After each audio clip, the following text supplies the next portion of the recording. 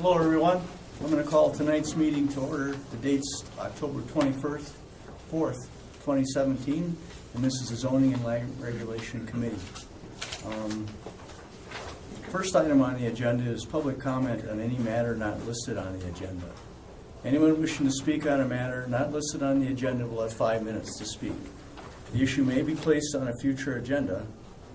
Did everybody hear me? At the chair's discretion to allow the committee to discuss the item in the future. Before we continue the meeting, I'd like to make introductions of committee members and the staff, followed by a brief overview of the rules of the committee. The members of the committee are, I'm Chair Jerry Bollig. We've got Dennis O'Loughlin, Supervisor O'Loughlin, Supervisor Al Matano. We've got Youth Governance member Sam Fisher. We've got the Planning and Develop Administrator Todd Violante.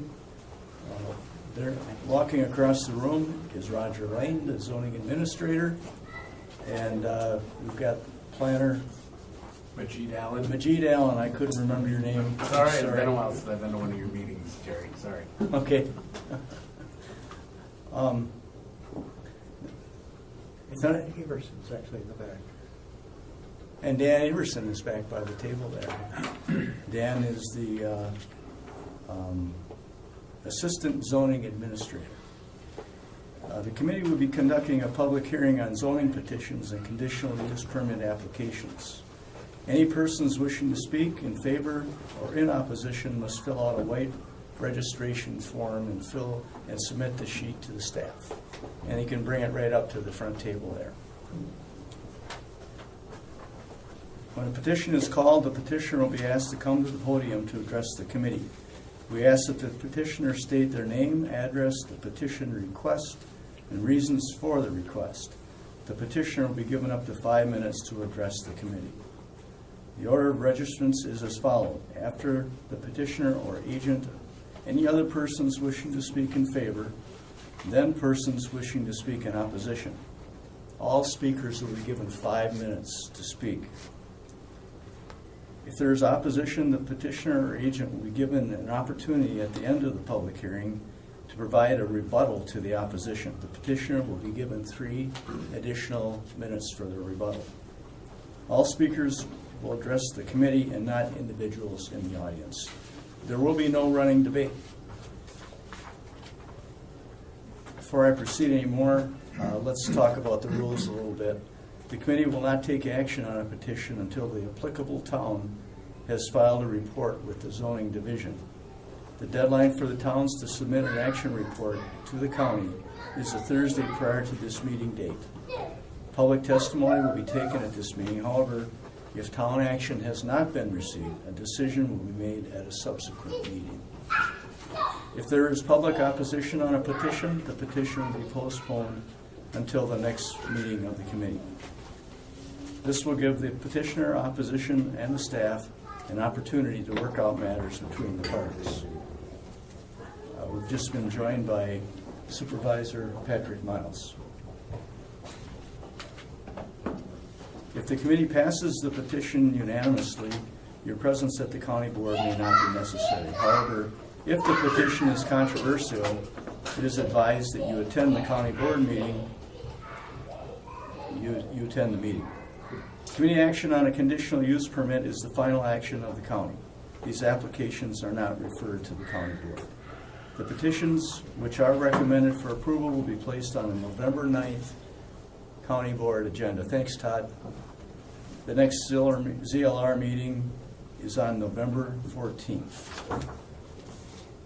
Are there any questions on the rules? Hearing none, let's move on to the public hearing. The first is a petition for rezone number 11,196. How are you tonight? Very good. Thank you. And that's Frederick Zweifel, right? Yes. All right. Go ahead. Sit down, Frederick. Identify yourself. State your address, please. When you say my address, my home address, or are you talking about the location of the property? Just your address. Just fine. My address. Home. My home address. My name is Frederick Sweeble. I'm a trustee of the Frederick and Alice Sweeble Revocable Trust. My address is 924 Catherine Drive in Sun Prairie, Wisconsin. The property location is west of 7402 Walter Road, Section 29, Town of Montrose. The current zoning district is A1 Exclusive Agriculture. I want to change that to zoning district to RH1 Rural Home District. And the reason for the change of zoning is creating one residential lot. Is that everything? Do you want me to speak in favor of it at this point, or is that later? No, that's fine. Roger?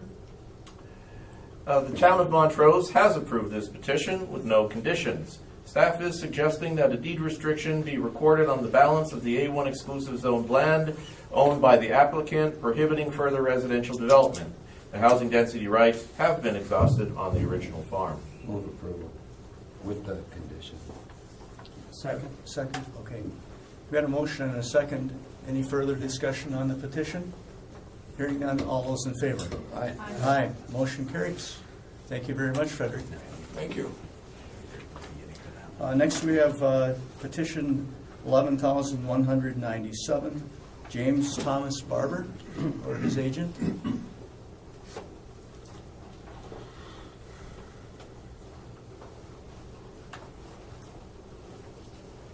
Good evening.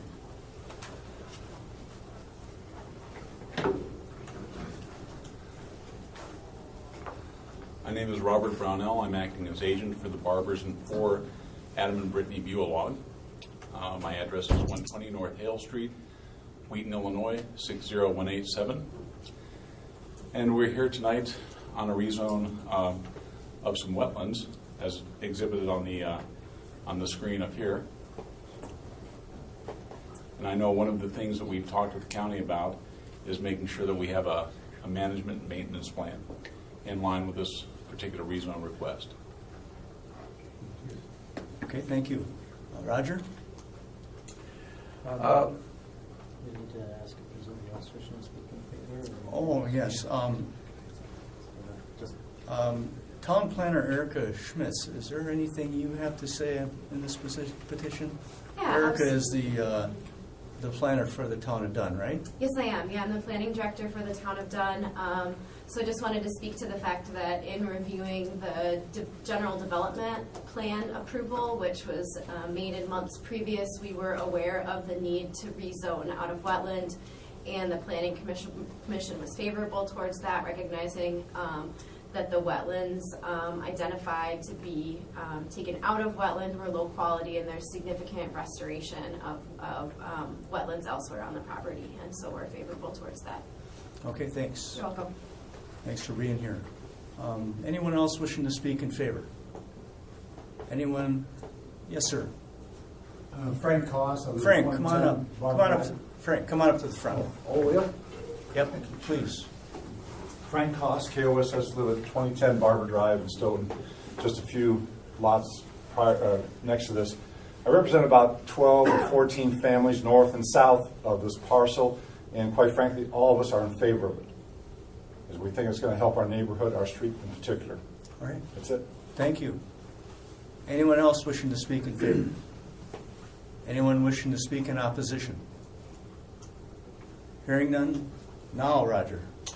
Okay, well, since this is part of Chapter 11, there is no town action needed. The town is in support of this. The staff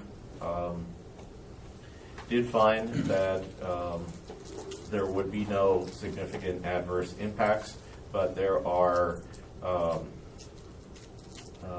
approximately 7 items that the committee should determine to make sure that this wetland can be declassified to non-wetland.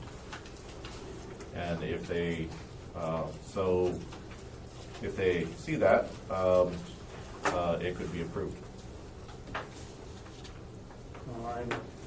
in support of this, and just trying to find those items you're referring to here. And I think the proposed rezone and declassification of the wetland areas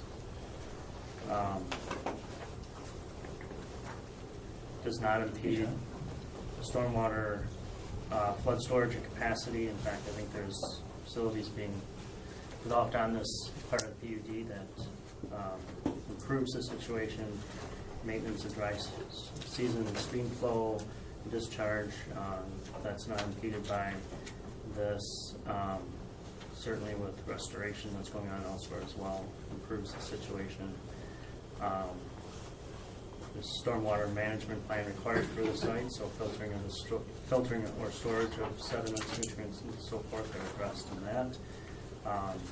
This is on the west side of the road between the shoreline, so it isn't an issue with shoreline protection, nor is it an issue regarding fish breeding and spawning. Again, areas are being restored, so it doesn't impact wildlife habitat, or areas of scenic interest or scarce wetland types. In fact, I think all in all, it improves the situation. So I gladly move approval. Second. We've got a motion and a second. Any further comments on this petition? Hearing none, all those in favor? Aye. Thank you. Motion carries. Thank you. Thanks, Thomas. We'll move on to petition 11,198, Joshua Agate, town of Cottage Grove. Hi, Joshua. So I'm Josh Gotti. I live at 3010 Hope Road in Cottage Grove. I'm looking to expand my lot, so I would be taking my current existing residential lot along with a small piece of commercial property that I have, combining it with 3 acres that I intend to purchase from my neighbor. And the original petition was to rezone this to RH2 based on a recommendation from the county or the city of the town of Cottage Grove board. They actually wanted it to be rezoned to a 2-parent 4 because it's an agricultural preservation zone. And again, the whole point is just to expand the existing lot. All right, thank you. Anyone else wishing to speak in favor? Anyone wishing to speak in opposition on this petition? Roger? The town of Cottage Grove has approved this petition, amending the zoning district classification to A2 Parent 4, and they have also placed 2 conditions. One is a deed restriction being placed on the property that no further residential development would be permitted, and the right-of-way would be dedicated to the public. Thank you. Move approval as Supervisor. Thank you. Are you accepted those conditions? Yes, yes I have. Thank you. So I move approval as amended by the town with the town's 2 conditions. I'll second. Got a motion and a second. Any further discussion on this? Supervisor Matano. I'll ask Roger a question. Given the discussion of the property on County CD, could you elaborate on the right-of-way dedication spoken of? Yeah, currently, this property actually goes out to the center line of the road, and there is a highway easement, 33-foot highway easement. So that really isn't dedicated to the public, the road, and that's some roads are, some roads are not. This because it's a town road, and it's when the highway orders were creating this road, it just was a permanent easement rather than the road being dedicated to the public. The town of Cottage Grove, with any change in a certified survey map, wants the 33 feet dedicated to the public. but we're not taking his front porch. No. No, it's just a permanent easement turned into a public right-of-way. Thank you, Rick. That's all I had. All set then? Okay. Any further discussion on this petition? All right, hearing none, all those in favor? Aye. Aye. Motion carries. Thanks, Josh. Thank you. Next, we have petition number 11,199. John C. Brown. Good evening, John. Hi. How are you tonight? Good. A little nervous, but good. Oh, don't be nervous. We don't bite. Okay. Yes, John C. Brown at 1611 County Highway D, Oregon, Wisconsin. And on Section 4, Town of Oregon, and parcel 0509-042-8051-5, 8.9 acres. Would like to get it approved from A1 to A2-8. So my son is going to retire October 1st of 2019 and is coming back from California and would like to build a house and help take care of my wife and myself as needed. And we are on Highway D. We went to the Highway Department and we are going to use a shared driveway. The driveway's been approved. Very good. Anything else, John? That's it, I guess. Okay. Anyone else wishing to speak in favor? Anyone wishing to speak in opposition? Roger? The Town of Oregon has approved this petition. Staff is suggesting that a deed notice be recorded on the balance of the farm, identifying that the housing density rights have been exhausted, and also with a condition that a joint driveway easement be recorded. Are you okay with the easement? Yes. You mentioned the easement, but you're good with that, okay? I'll move over for a second. Got a motion and a second? All those in favor? Aye. Aye. Motion carries. Thank you very much. John, have a good evening. You too, thank you. We'll move on to petition number 11,200, Gotham LLC. Anyone here to represent Gotham LLC? Move to table. Second. All those in favor? Aye. Aye. I will move on to petition. Roger? There may be some other people wishing to speak on that. Oh, good point. Okay. Anyone wish to speak on the Gotham LLC petition? There are neighbors here. Yeah, I guess we just need further information. Come on up front, folks. Sorry. Yeah, are you speaking in favor or opposition? We just received a notice in the mail, so neither, to answer Neither, your question. okay. Yeah, we received a notice in the mail just to attend this meeting for more information. We just got a couple weeks ago, but Dan Rogney, we live at 8159 Windy Oak Lane. We're next door neighbors. Just trying to get more information about what the rezoning would actually entail and what the reason is for it. Okay. All right. I Go ahead, can- Majid. Sure.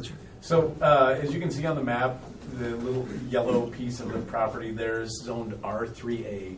That allows for a duplex. And so they're actually, but the parcel is larger than that. I'm sorry. I'll illustrate this. So they own this whole thing, including this. And so they're just going to match the zoning with what they already have.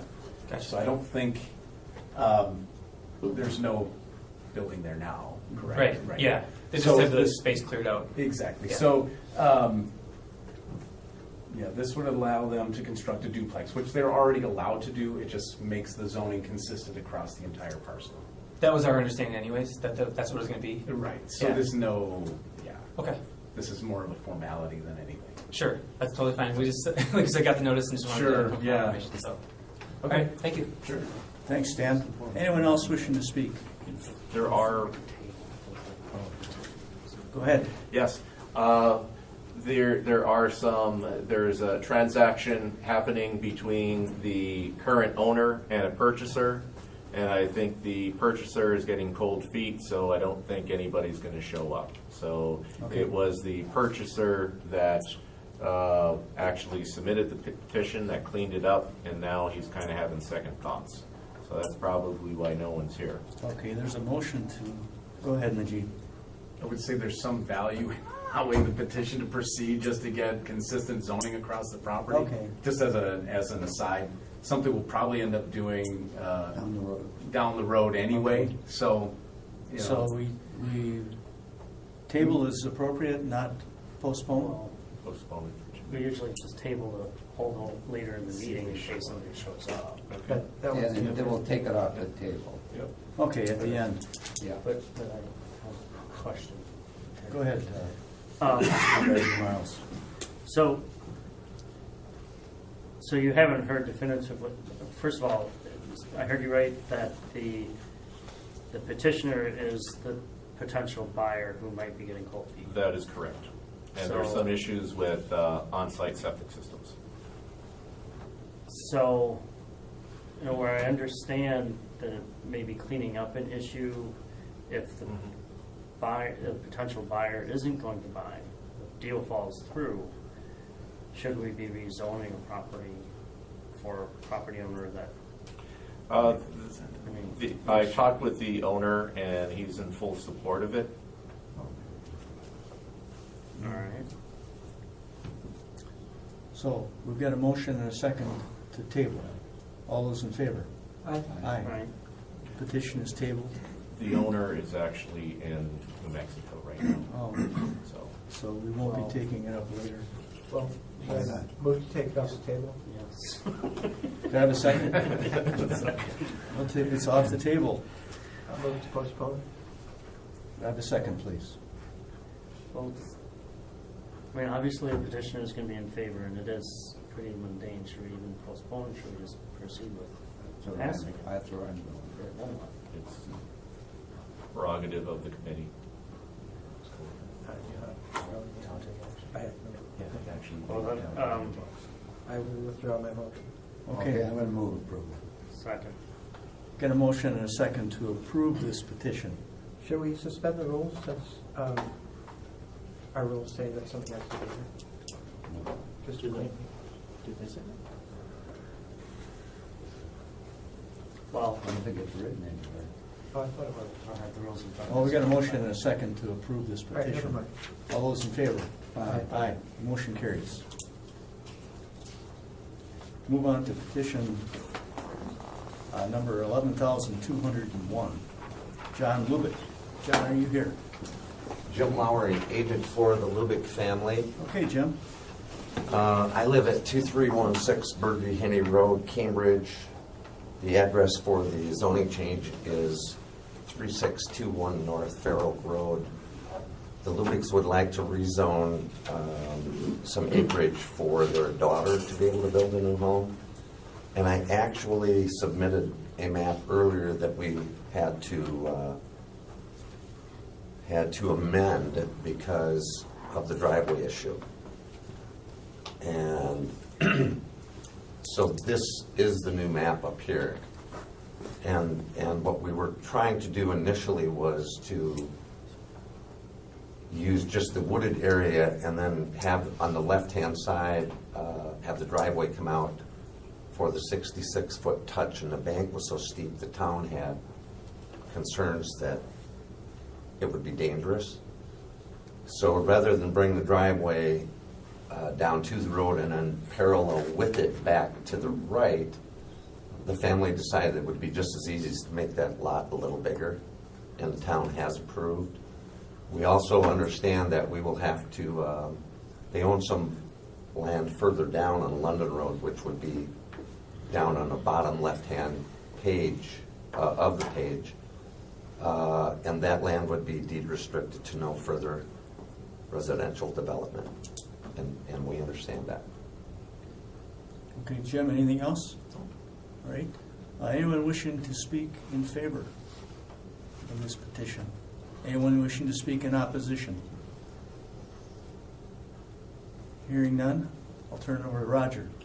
Yeah, this petition was amended prior to the public notice. It was amended to the one parcel being A-2 and the second parcel being A2 parent 8. This has been approved by the town of Deerfield as amended. Staff is recommending that a deed restriction being placed on the sending property because this is a transfer of a development right. A deed restriction placing on the sending property indicating that a housing density right is being removed from that property, and a deed restriction prohibiting further residential development on that sending area because the housing density rights have been exhausted. And then placing a deed notice on the receiving area or this A2 parent 8 parcel, stating that the housing density right came from the other farm. Thank you, Roger. We'll move approval with the condition that a deed restriction be placed on the sending property documenting that the housing rights been exhausted and prohibiting further residential development, and that there be a deed notice on the receiving property document. Yes. Second, please. Second. Got a motion and a second. Jim, are you and your client okay with all these conditions? Yes. Okay. All those in favor? Aye. Aye. Motion carries. Thank you, Jim. Thank you. Next petition is 11,202, Philip Icky. No, that's been withdrawn. Yes, that petition That's has what I been was gonna withdrawn. say, but thank you. We'll move on to petition 11,203, which is Jeffrey Murky. Murky, thanks. You must be Jeff. Yes. Welcome. Good evening. I am Jeff Murky. I live at 3688 Jensen Lane in the town of Deerfield.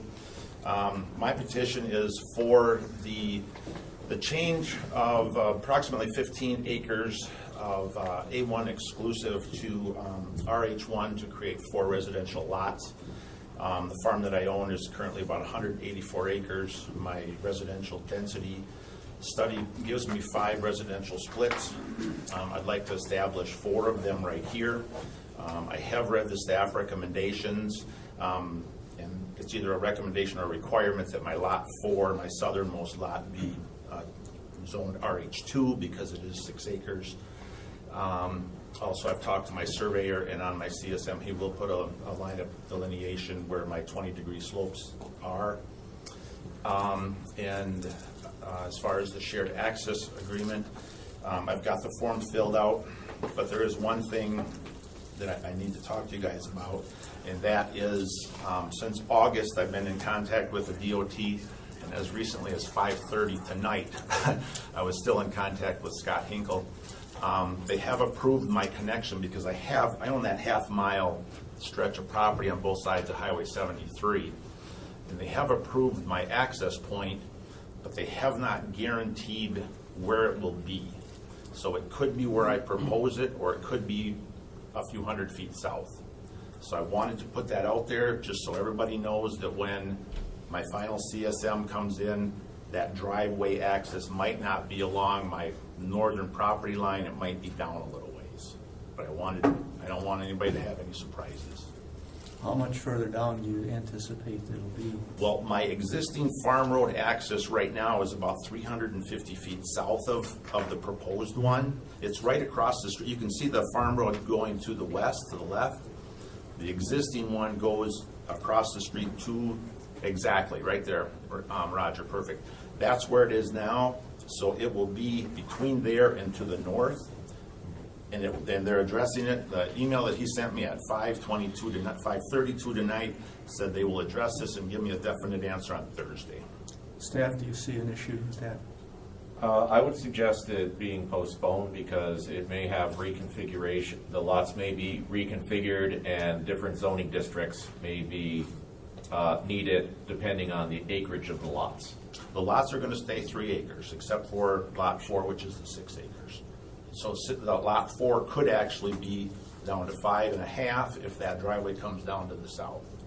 But all of the zoning and the size of the lots will stay at 3 acres. So would you have the driveway come down? No, it would go straight in, Roger. It'd go straight east. Yep. And then then you would be creating a parcel here. Correct. So that would be a 5-lot land No, division. that will be A1, that will stay A1. That will- No, you cannot, because it'll be a parcel of land under 35 acres in size. So if that goes there, things will change. I would strongly suggest that the ZLR committee postpone it 2 weeks so you can get a definite answer, so that if anything needs to be shifted or amended, that we could do it as part of this approval. Understand, Jeff? We just want to do it right. Yeah, Do it well, once. and that's why I brought it up, because I didn't want to. Yeah, thank you, Yep. and it's just 2 weeks. Okay. I'll move postponement. Second. Got a motion and a second. All those in favor? Oh, go ahead, Patrick. I just want to comment, I'll vote in favor of postponement, but I had an issue with this, and this has come up some other times before, and I just want to make my issue clear. No, I'll raise it again when it comes back to us, but the whole idea of the reference to 7519 for an 8 on the driveway issue, when we enacted that ordinance amendment, the intention was that it was for providing for a more orderly way of getting driveway access when there are multiple lots that have touches. In this case, what's proposed is a single touch, only one lot having road frontage. And if that's the situation, then they should be asking for a waiver and defining some type of hardship.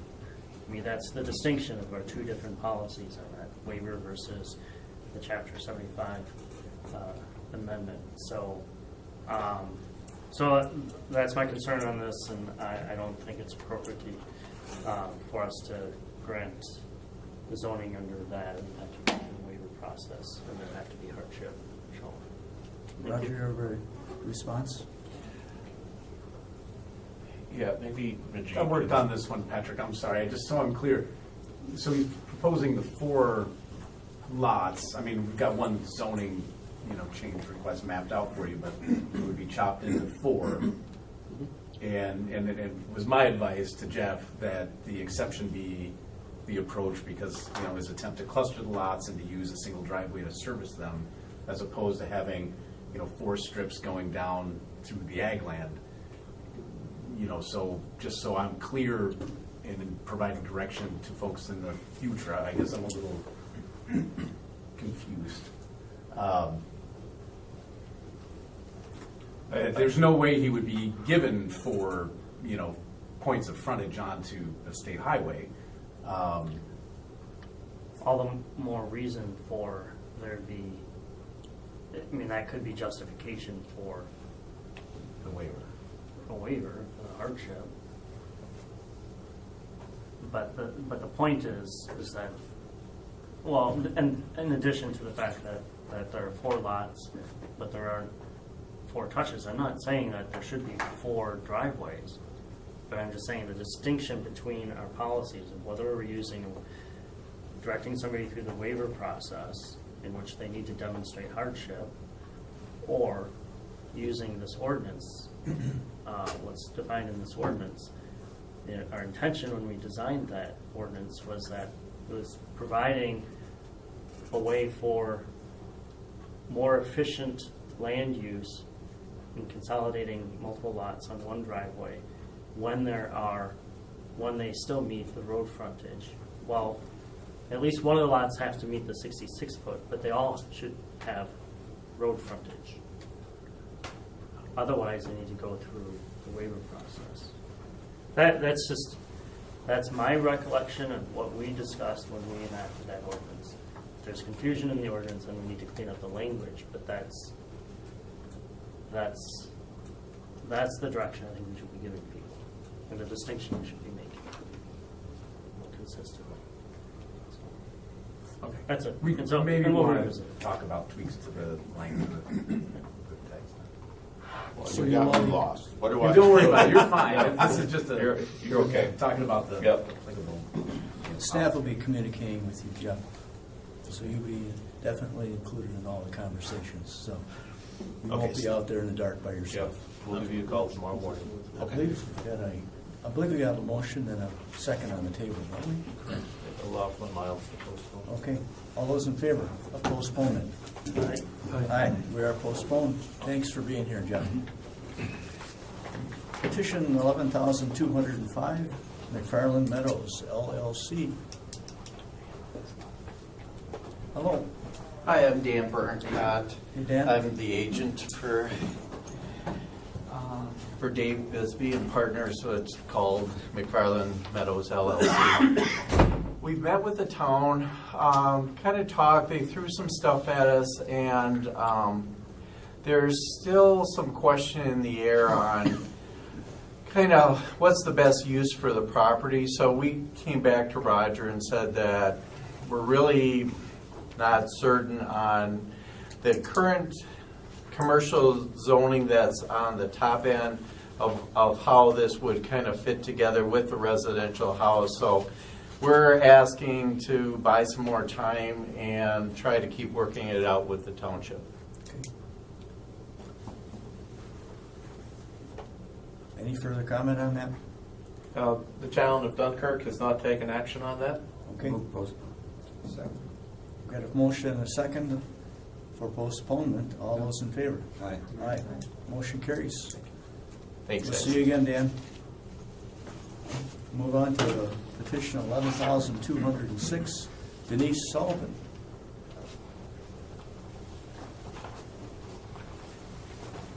Hello. Hello, I'm Denise Sullivan. I live at 2885 Town Hall Road, Mount Horeb, in the town of Springdale. And we are requesting a zoning change from A1 to RH3. We wanted to build a metal storage building, and the pitch of the roof we chose to tie in with the existing house and garage puts us a foot over the mean roof height allowed in A1, because we're not building an ag building and we're not farm producers. So we're asking for the zoning change to accommodate the additional foot of roof height. Thanks. Is that everything you'd like to say? The town of Springdale chair also mentioned that they support this because that's really the zoning, the use, RH1, we're rural, we're not an ag. Okay. All So right. they feel that it cleans up zoning. Thanks, Denise. Anyone wishing to speak in favor or in support of this petition? Anyone wishing to speak in opposition? Hearing none. Roger? The town of Springdale has approved this petition with no conditions. Move approval. Second. Got a motion and a second. Any further discussion by the committee? Hearing none. All those in favor? Aye. Aye. Motion carries. Thanks, Denise. Petition 11,209, Troy Grindle. Yes, Roger. Jonathan Rubberforth just recently purchased this property, and this evening he is watching his wife have birth to their 6th child. Okay. So unfortunately, he's not here. All right. He's attending other matters. But there may be people in support or in opposition. You may Okay. want to. Certainly. Anyone wishing to support this petition? Anyone wishing to speak in opposition?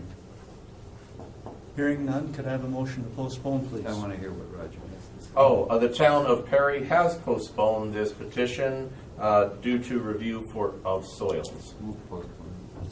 Second. Got a motion and a second to postpone. All those in favor? Aye. Aye. Petition's postponed. Petition, move on to, we've got a CUP now, 2393, James Seabury. Good evening. Obviously not James. Obviously, yes. I'm Erin Seabury, Hi, Aaron. owner 7097 Highway P. Just looking for approval for shop or contractor shop with sanitary fixtures. Limited family business. Okay. All right. Anyone wishing to speak in support of this petition? Anyone wishing to speak in opposition? Roger?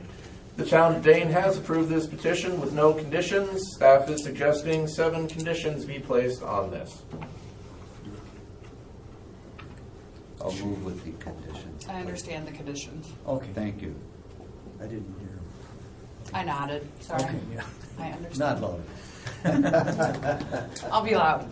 I'll second the motion. Okay, we've got a motion and a second. Any further discussion on this? Just a quick question on the Go ahead. sanitary fixtures. Is that a bathroom or is that just for washing? That's for bathroom for an office. Any further discussion by the committee? Hearing none, all those in favor? Aye. The CUP is approved. Thank you. Thank you, Aaron. Have a good night. You also. Petition 2395, Thomas J. Fisher. Welcome, Thomas. I'm actually Taylor Mauer. Well, welcome, Taylor. I bought the farm from him, so I'm not sure how his name got on the document to begin with. He was the prior owner. At the time of application, he was the actual owner. That's what the deeds showed. Okay. So, Go ahead, Taylor. Tell us about your petition. the facility was built in 1986 and has been operated as a boarding facility since, and prior owners have not ever gotten a CUP. And so since we took ownership, that was one of the things that we wanted to do. So it's been a boarding facility. We plan to operate it in the same way that it has been all along. Thank you. Anyone wishing to speak in favor of this CUP? Anyone wishing to speak in opposition? Roger? The town of Springdale has approved this petition with 16 conditions. I'll move approval with 16 conditions. Second, please. Second.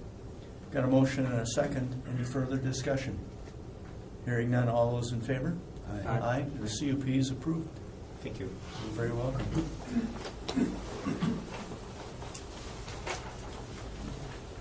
Move on to CUP 2396, Thomas Martinson.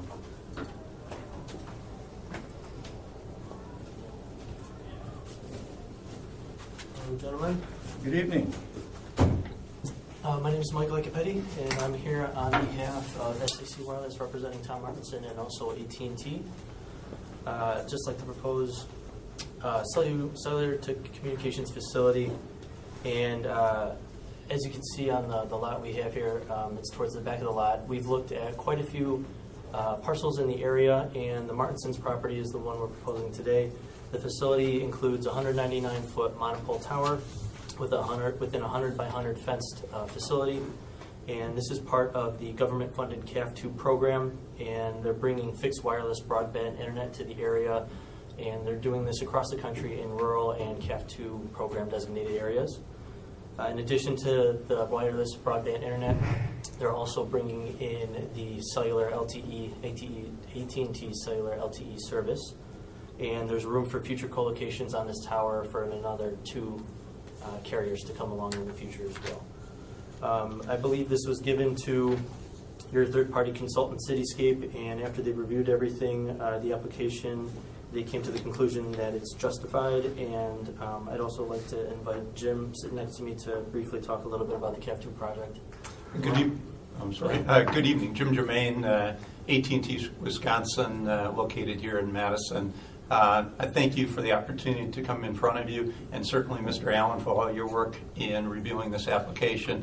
As Michael mentioned, one of the primary driving factors for this new tower is what's known as the Connect America Fund program. If you're not familiar with it, that's a federal program that was established by the FCC back in 2014 to help provide broadband to rural communities across America. I'm pleased to report that Wisconsin is only second to California in the amount of CAF2 funds that are brought into the state. We're bringing in about $500 million over a 6-year program to help build out broadband. That in itself should make a significant impact in the ability to serve homes that do not have access to broadband today.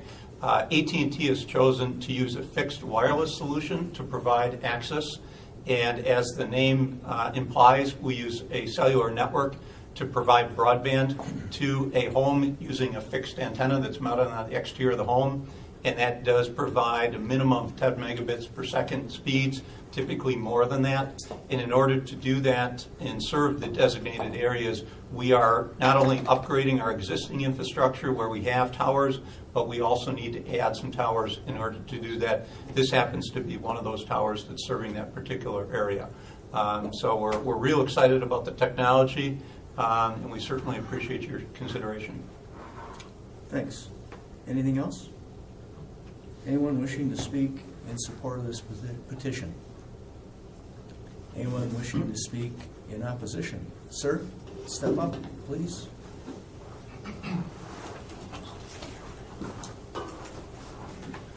Please identify yourself. Give your My name address. is Marty Cook. Okay. I reside at 960 Mesa Drive. I have a prepared statement. My wife and I are opposed to the siting of the cell phone tower near our property. Our property adjoins that of Tom Martinson. My wife, Lori, and I have been residents of a home on the east side of Mesa Drive for about 20 years. When we first moved to Mesa Drive, there was nothing but farmland and crops behind our home. We were told by the previous owner this farmland was in a preservation program for pheasants forever. First and foremost, we're concerned about the value of our investment in our home and our ability to enjoy our property. Up until this point, I hadn't heard about the fence and the building at the base of this tower. I'll have a direct line of sight for most of the year to that tower. Beyond the aesthetics of the towers, we believe that the presence of an unsightly tower close to our home will impact our ability to sell our home in the future. My wife and I are both in our 50s and have begun dreaming about our retirement years. Those years are maybe 10 to 15 years in our future, but our home is obviously a very important piece of that financial puzzle. My question is, what guarantees do we have that this non-lighted tower erected near our home might someday be upgraded to a much larger tower, complete with lights? It seems to me that this use in particular is inconsistent with the residential neighborhood. It would appear to me also that the proposed site of the cell tower on that map is located within an A1 exclusive zone. In my reading of the county zoning ordinance, specifically a communications tower is not listed as a conditional use for A1 exclusive. Would this not require a rezone to A2, and also wouldn't a new application for a conditional use permit be necessary? In reading through all the public materials available to me regarding this application for conditional use, it appears that this current site is not the preferred site of AT&T. In fact, it is well outside the recommended area of consideration by a distance of further than what I estimate nearly 1.5 times the diameter of the search ring, and it's to the east. In reviewing the cell phone coverage documents that were also provided in that packet, I noticed that there were gaps to the south and west of the proposed siting, which I assume is due to the siting of the tower further to the east than what was planned. My question is, does this create a situation where a second tower might be necessary at some point in the future? And why would the county, the towns, and most importantly, the citizens of Rutland and Dane County want to promote the further proliferation of cell phone towers? Finally, I'd like to talk about the property which adjoins mine. Now, this is a separate issue, but I really believe that it's linked very closely to it.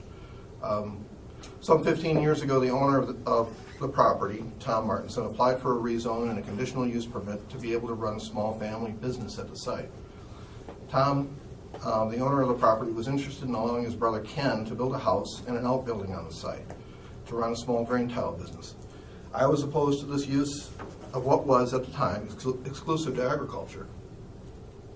I attended a town of Rutland meeting along with several of my neighbors who were also opposed to this zoning change in use. Tom Martinson, at about that time, came to my home and personally assured me that any of the concerns that I had at the time would not come to fruition. My concerns at the time were regarding the storage of equipment in plain sight and the noise and dust which might be generated by trucks traveling across this property. Again, this is adjoining a residential neighborhood. A screen of trees, which was planted but later died, was an original requirement of the conditional use. I suggested he consider siting the commercial building closer to Highway 8 or possibly Highway 14, since he does have considerable acreage in that area. He rejected those changes to his plans. What I was interested in was hoping that he would locate this stuff further away from the residential neighborhood. About 3 to 5 years ago, I'm not sure, my wife and I had finally had enough of the nuisance of this property. We complained to the Dane County zoning about the property. They conducted an investigation. They found that the property was being managed contrary to their conditional use permit. I came before this committee at that time to give you an explanation of the activities for which we were concerned. The committee took the action of revoking the Martinson's conditional use permit at that time. Did that stop the property owners from violating county zoning regulations? It did not. This afternoon, I decided to take a stroll to the back of my property to view my neighbor's property through the fence line of trees and shrubs. This time of year, it's very difficult to see that. As soon as the leaves come off the trees, I can see everything that's going on back there. So for better than half of the year, I can see pretty much everything that's back there. I was able to clearly make out at least 3 semi-tractors, one of which was connected to a trailer. I could make out at least 4 cars parked nearby, a large piece of excavating equipment, some miscellaneous heavy equipment, what appeared to be 2 additional semi-trailers, and approximately 5 pickup trucks. All of this was scattered around the east and north side of that commercial building, outbuilding that's out there. In addition, through conversations with staff of the Dane County Zoning Office, I had come to learn some time ago that members of their staff were told by the Martinsons that they could not come onto the property to inspect it. They have been completely uncooperative with zoning staff and regulations as far as I'm concerned. The zoning has actually asked if they can come onto my property, which I've actually granted, so that they can actually view the property from mine. So, in conclusion, I asked a simple question. Why would this committee consider granting a conditional use permit to this landowner for any purpose, when there is very little chance that this landowner would comply with the permit, zoning regulations, or this committee's mandate? Thank you for your time. Thank you for your comments. Anyone else wishing to speak in opposition? Would you like time, 3 minutes for rebuttal?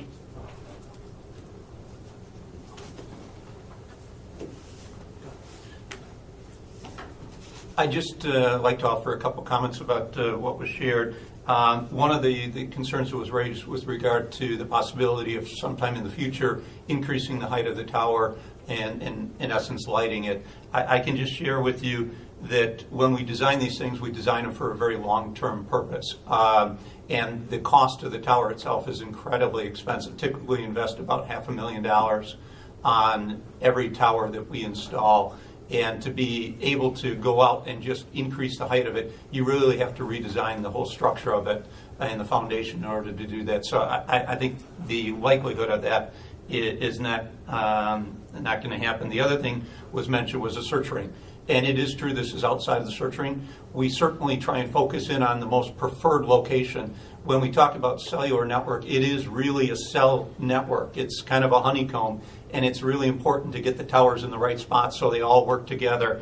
Unfortunately, in this particular situation, and Michael can talk about this, we were not able to find willing landowners within the search area, and so we expanded it out one time, and then we went out even farther than that. So that's the reason we chose that. The last thing I'd mention is kind of the appearance of it. Obviously, we're very concerned about the appearance of it. We try to make these things as less obtrusive as possible. This one is a monopole, which is really the most kind of concealed version, unless you go to a stealth style. And I think there was a recommendation in the Cityscape report of screening around it, which is certainly something we would do if that was a condition of it. So anything else real quick? No, the initial search ring was a quarter mile, and we did expand it to a half mile. So I just wanted to let you know how much we looked out there, and then we also looked around in the area, and this is where we ended with the property. Okay. Thank you, gentlemen. Thank you. Thank you. Question? Oh, sure. Supervisor. 199 feet. Is that anywhere near the ILS for runway 36 at Dane County coming in? So I think the closest towers to this were a minimum of about 2 miles away. There was 2 towers. I'm not exactly sure what the location you're talking about is. where Your the towers- tower. He's talking about Would the your runway tower for Dane impact- County. Do we have any issues with that? I know that's something that always gets reviewed. Oh, the airport. Right, right. No. The instrument landing system that comes up out of the ground, and you get on it up here and you come down.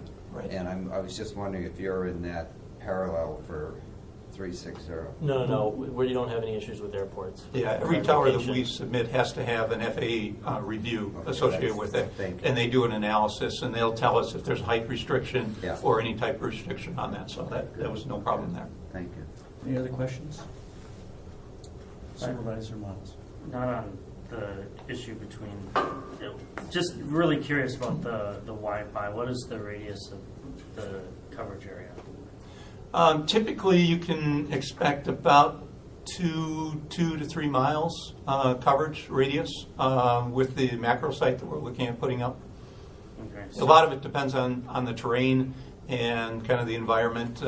What we'll do is we actually put a fixed antenna, it's about the size of a pizza box, on a home, and we'll point that right at one of the sectors on the tower itself. So we've got a fixed location, and we then make sure we get a very strong signal. The other thing we need to do is the requirements in order to get the federal support is you not only have to have the 10 megabits per second speed, but you also have to have data throughput and what latency, how quickly you can send data.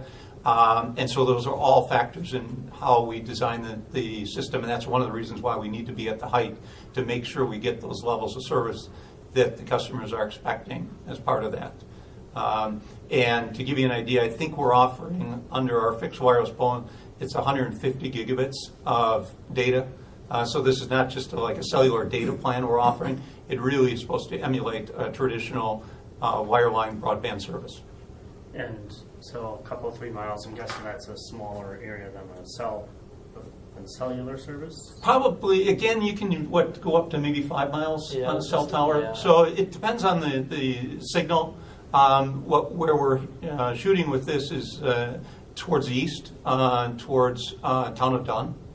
And the fixed wireless program is where we have landline service. And so all 3 major carriers in Wisconsin, Frontier, CenturyLink, and AT&T, all accepted the federal funds to build out this broadband in the area. So that's... So are there other similar type antenna, in the wireless delivery service in the area?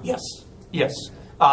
There is definitely, we are building out about 160 towers across Wisconsin to serve the fixed wireless network specifically.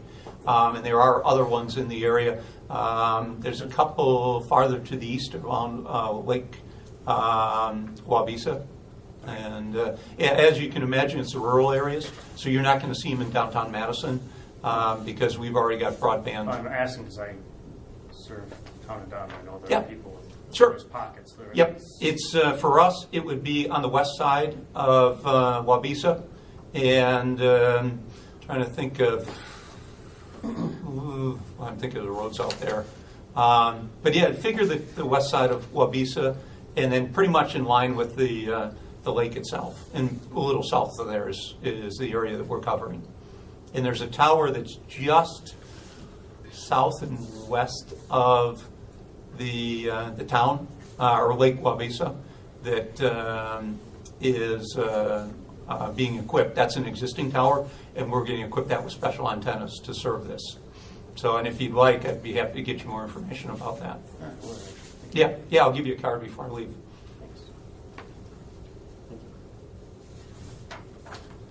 Anything else, gentlemen? Roger? Go ahead, but Or Majid?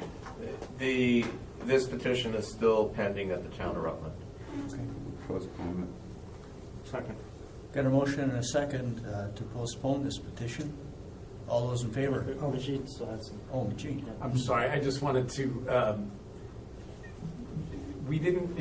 the application didn't include any information about the CAP project and how Okay. this would fit in, so I think that's, I mean, a lot of people be interested in that, so And just to clarify too, the cityscape report included there were some gaps in it, and I've asked them to look at it, and they were following up with Ariel and so on. So, and then one last thing, and just to address the gentleman's question about how could this be allowed as a conditional use in the A1 exclusive. So our corporation council is based on a 2013 state law that limits the range of things we can do with regard to siting towers, essentially opined that we have to allow them as conditional uses in every district because of a provision in that statute. So that's why we're not going through a zoning change process, just a conditional use process. So that's a state law? That is a state law that constricts what we can do, and so our new ordinance catches up to that, but we just sort of administratively. So by state law, we have to allow? By state law, we would have to allow it as a conditional use, exactly. Thank you. Do you folks understand that? Okay. Supervisor Matana. Thank you. Just a question for staff. Could you follow up on the comments about the adjoining property? We'll be paying a visit there tomorrow morning. Good luck. But we're used to dealing with the Martins. Yeah, don't you remember the last time? It came back to me as a gentleman here spoke. Okay. So we've got a motion and any further discussion on this? Hearing none, we've got a motion and a second to postpone. All those in favor? Aye. Aye. Motion carries. Thank you, gentlemen. Thank you. CUP, or we've got another rezone, 11,220, the Gaussman Joint Revocable Trust and the Town of Dunn. Yeah, hi, Hello I'm Erica again. Schmitz. I'm Planning Director for Town of Dunn and agent for the Gaussmans and the town on this issue. So the town is, the town hall is located at 4156 County Highway B, and we're proposing a rezone from A1EX to RH1 to expand the town hall site. The Gaussmans have submitted an application to our Purchase of Development Rights program, where we put permanent conservation restrictions on the farm to keep it in farmland forever, and those restrictions include prohibitions on land divisions, lot line adjustments, and further development. So this is sort of the town's only opportunity to expand the town hall site before we move forward with that farmland preservation project. So that's why we're making the request at this time. We don't have any current plans to add new buildings or town infrastructure in the rezone area. We just want to make that purchase before the farm becomes totally non-developable. So it's just kind of holding it for future use if for any reason any of our existing buildings get destroyed and need to be rebuilt, or if there's different community needs in 50 years, for example. We're just planning ahead. Thank you. You're welcome. Anyone wishing to speak in support of this? Anyone wishing to speak in opposition? Hearing none. Roger? The town of Dunn has approved the rezoning petition, and they have approved the conditional use permit. Staff is suggesting one condition, that the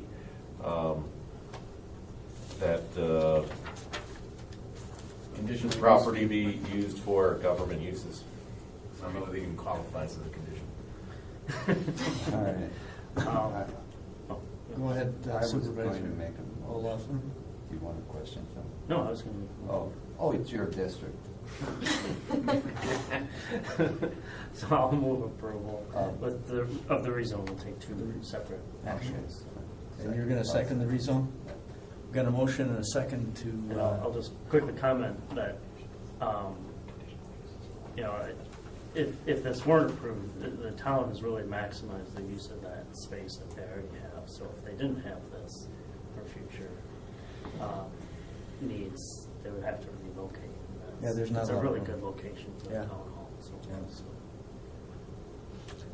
Okay, any further comments on this, on the rezone? Hearing none, all those in favor of the rezone? All right. I'll move approval of the CUP with the one condition. Second. I've got a second from Supervisor Matano. Any further discussion on that? Hearing none, all those in favor of the CUP?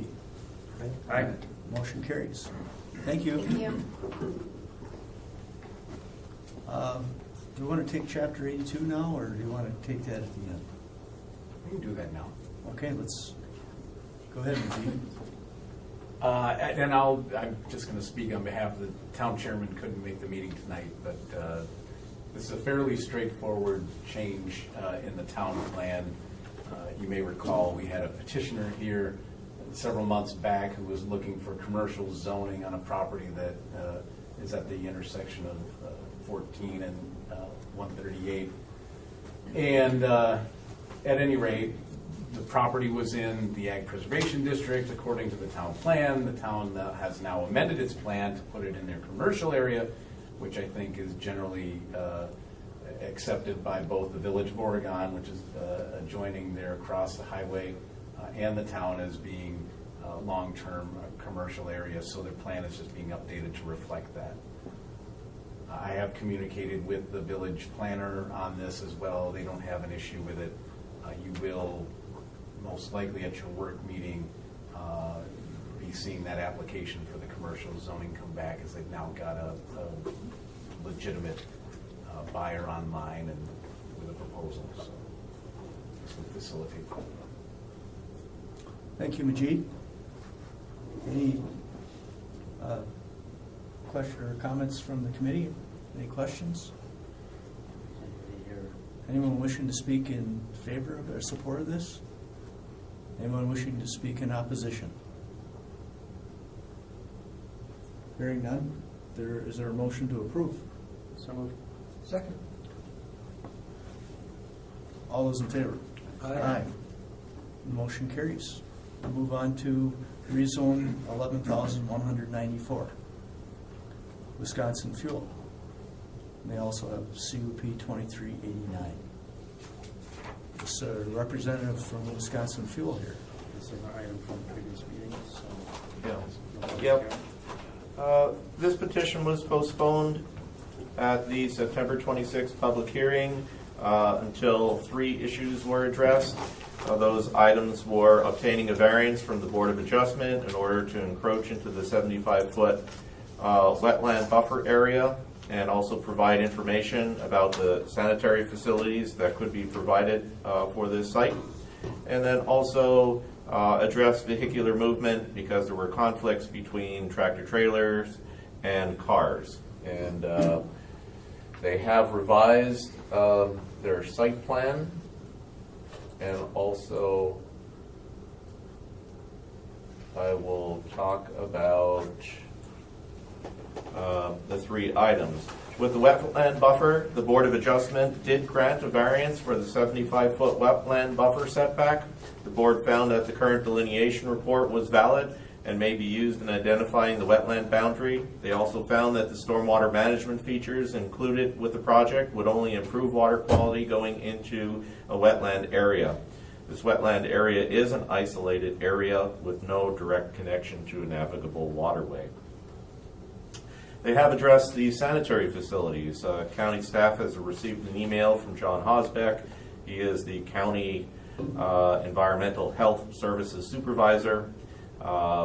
They have obtained approval to place a holding tank on this property.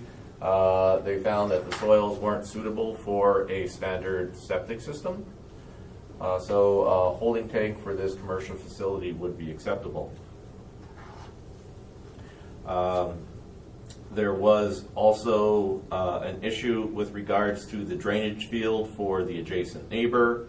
The Department of Health has accepted a location. Staff is suggesting a condition be placed on the proposal that the approval be contingent upon a revised septic easement being recorded on the property for the benefit of the adjacent neighbor. The site plan shows that where the alternate site would be. It also shows where the holding tank is going to be.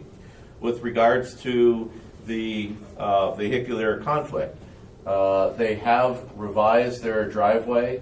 They have kind of put a divider in there so that cars go one way, tractor trailers have another aisle to go back and forth. They also have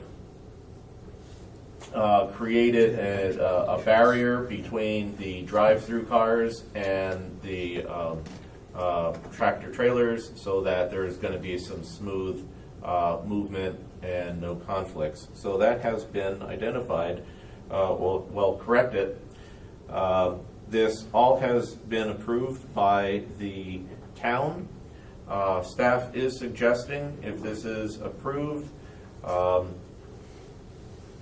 that the rezoning be approved with 3 conditions. A deed restriction shall be recorded on the property to limit the uses. The second item, the landowner shall record a certified survey map combining 2 lots, because these are 2 separate lots. And then a sanitary easement shall be recorded with the registered deed to reflect the revised location of the drainage field for the benefit of the adjacent owner. This petition also has a conditional use permit associated. If this is approved, staff is suggesting 5 conditions. These are in conjunction with the town approvals.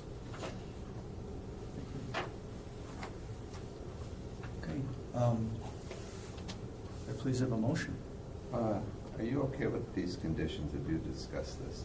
Correct. Yes, we've seen these. Yep. You have, you're accepted them? Yep. Yep. You can work with them, you're happy with them? Yep, absolutely. Could I have a second, please? Second. Got a motion and a second to approve with the town and staff conditions. Any further discussion? Supervisor Matano. Thank you, Mr. Chair. I intend to vote no on this. I think I'm getting whiplash from the change from the last time we heard about this. Previously, we heard that the wetland delineation was antiquated and was created for another purpose entirely. The 75-foot setback has just gone away because the Board of Adjustment agreed to it. There are questions about the septic system that seem to have just disappeared. And the traffic flow, it seemed like, based on my understanding from the previous meeting, the traffic flow on the site was just irreparably invalid because it was just too small a site and trying to fit too much onto too small a location for an interstate rest area. So I'm totally skeptical. If others choose to vote for it, so be it, but I'm a no vote. Thank you, Supervisor. Any further discussion on this item? All those in favor? Aye. Aye. Opposed? No. It was 3-1. Gentlemen, your petition and your CUP have been approved. That was just the rezone. Or a rezone. We've got to move on to the CUP now. I'll move approval with the conditions of the CUP. Second. Got a motion and a second. Supervisor Matano, do you have any comments on the CUP? No, my previous comments would apply. Thank you. All those in favor? Aye. Opposed? No. Motion carries 3-1. Now you're all set. Thank you. Thank you very much. Thanks for your work. Move on to plats and certified survey maps. Dan? Oh, isn't there one more? CUP 2390? Oh, okay. Betty. Top of the page? Yes. Betty Devarius. I don't see anybody though. No, this is for Pardon? This is a conditional use permit for a cell tower that was postponed for lack of town action at the public hearing. So the town has approved it with all of the staff recommended sort of standard conditions with a revision to the condition regarding landscaping around the base of the tower. For what it's worth, you may have heard at the public hearing, there was some concern that the applicant may not have done their due diligence in looking at other alternative locations in the neighborhood, including a couple of commercially zoned properties right out at 18151 and Spring Rose Road. The applicant actually did provide an affidavit of a prior site consultant having approached, literally with phone records and so on, to demonstrate that in fact they had reached out to those property owners, and for a variety of factors, those did not work. And again, if you're interested, that's in your packet. Again, the town has approved with conditions, essentially the staff conditions with a modification regarding the evergreen screening at the base of the tower. And that's been incorporated in what's in your packet in the 21 conditions. Thank you. Could I have a motion, please? I'll move to, what am I doing, accepting it? No, Approving Approving it. I'll second. Motion and a second. Any further discussion on this CUP? Hearing none, all those in favor? Aye. Motion carries. This gentleman back here. Sir, are you here for anything in particular? Hi, Ryan. I'm the driver. Oh, okay. I didn't know if I left you out. I move to approve his ride home. Yeah. I don't think we'll vote on that one. Move on to Park Crossing, Dan. Yeah, these two plats are before you for certification of non-objection. They both fall within a city or village. First one being in the village of DeForest. Consists of 45 lots, a little over 14 acres. As far as major corridors go, you do have Highway V to the north, which doesn't have access directly to the interstate. Drainage arrows are shown with regards to construction, stormwater, and then Outlot 1 and 2 are dedicated to the public for stormwater management and environmental corridor. I'll move certification of non-objection. Second. Okay.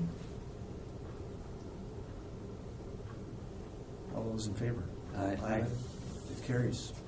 Does this have any planned commercial development in it? I don't think so. Okay.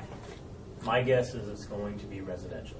Okay, because I've heard from neighbors, friends, that they might put a karate studio because it's outgrowing it. One of the things with these plats, as far as the certification goes, is really we don't have any say one way or the other with regards to zoning or land uses. There's just a real specific criteria that we look at. So there could be. Okay. Yeah. So. The next one is in the village of Oregon, leeward addition to Bergamot. This is a 5 lots, 2.3 acres, basically a replat of an existing 10-lot plat. There are no parks being shown. Highway CC is to the north, Lincoln Road is to the south as far as major corridors go. Schools are already established, and there really isn't any other development to comment on. So. Thank you, Dan. Move certification of non-objection. Second. All those in favor? Aye. Carries. Finally, we move on to the Zoning and Land Regulation Committee amendments to the 2018 operating budget. I think we've already dealt with this, but Chair Corrigan called me before the meeting and wanted us to do it again so it will comply with her standards. So I'm going to move approval. Second. Got a motion and a second. Any further discussion? All those in favor? Aye. It carries. I believe that's everything on our agenda. I've just got the report of what's been Oh, approved. the CSMs? For CSMs. Yeah, go ahead. Yeah. Those are the ones that have been signed and then recorded with the registry of deeds. Anyone have questions on any of the CSMs? Thank you, Dan. Yeah, thank you. Could I have a motion to adjourn? Adjournment. Got a motion and a second. All those in favor? Aye. We're adjourned. Thank you.